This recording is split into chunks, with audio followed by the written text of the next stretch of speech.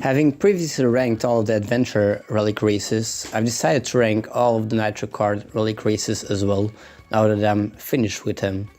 I'm gonna start with the ones I found easiest, and I'm gonna finish with the ones I found most difficult.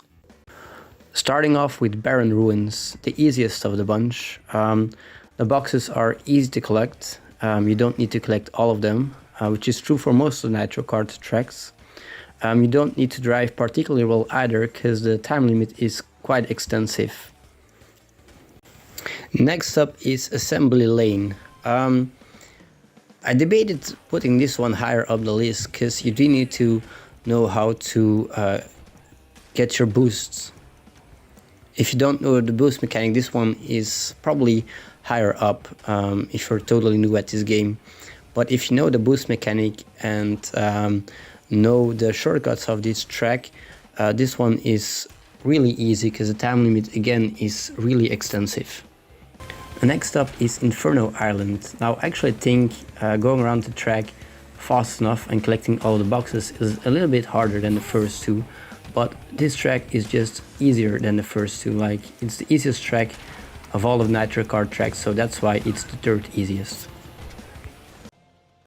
After Inferno Island comes Out of Time. Now, Out of Time is a more difficult track, and some of the boxes are placed rather strangely, so you need to make sure you don't miss them. But thankfully, the time limit is not that difficult. If it was more difficult, Out of Time would have been placed higher.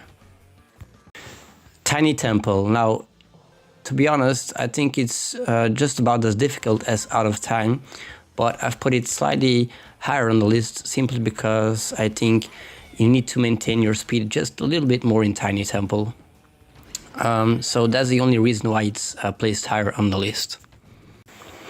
Right, next up is Thunderstruck, and I think if you're new at this game, you can lose quite a bit of time on this track by falling off the track, by hitting obstacles, by getting hit by the pendulums, stuff like that. So that's why it takes this spot on my list. Hyper Spaceway. I'm not really sure what to say about this track. I think the time limit is not that hard, but you definitely need to make sure you maintain enough speed and collect enough boxes. It's not the easiest track, but it's not also the most difficult, at least not when it comes to relic racing. I think if you want to get some really fast times in this one, might really prove hard, but for relic racing, it's actually okay. But somehow I think the combination of collecting of the boxes, making you're fast enough to reach the time limit, puts this one after Thunderstruck. Jungle Boogie. It is one of the shortest tracks on Nitro Kart, and that's why I put it this high on the list, because you do not have that much time to waste if you want to reach the time limit. Plus, you do need to take two shortcuts. They're not hard to take, but you should probably do take them if you want to have an easy time making the time limit. Right, with that we reached top 5, and number 5 for me is Meteor George. It's a relative short track with a relative tight time limit. You need to make sure you get your jumps right and collect enough boxes. You also need to watch out you don't slow down, because if you jump wrong or drive wrong, you get quite a bit of slowdown. Electron Avenue, probably one of the more difficult Nitro Kart tracks, what with all of the tight curves, the boost pads, the jumps, the obstacles. So that and the collection of boxes makes this one top 4 for me. And with that we reached top 3. Now number 3 is Clockwork Koopa. Some of the boxes were quite hard to collect, like I would mistime a jump and just jump underneath the box. So yeah, just collecting all of or enough of the boxes was quite hard for me. That, and it's just one of the more harder tracks in Nitro Kart. Like, it's got plenty of obstacles, plenty of turns. So yeah, definitely worthy of a top 3 spot. Number 2 is Android Alley.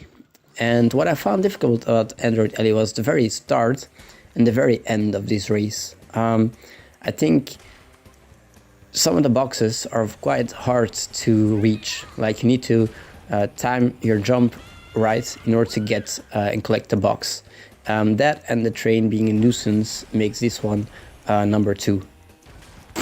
And with that, we reached the hardest Relic race out of all of the Nitro Kart tracks, and that is deep sea driving. Now, what makes this one the most difficult is the time limit. It's not as hard as some of the adventure Relic races. Like, I found no Nitro Kart tracks as difficult as some of the adventure tracks, but the time limit on this one is really quite tight in comparison to most of the other Nitro Kart tracks, and you need to make sure you maintain your speed quite a bit. Like if you lose too much speed, you won't make the time limit. So definitely this one hardest of them all.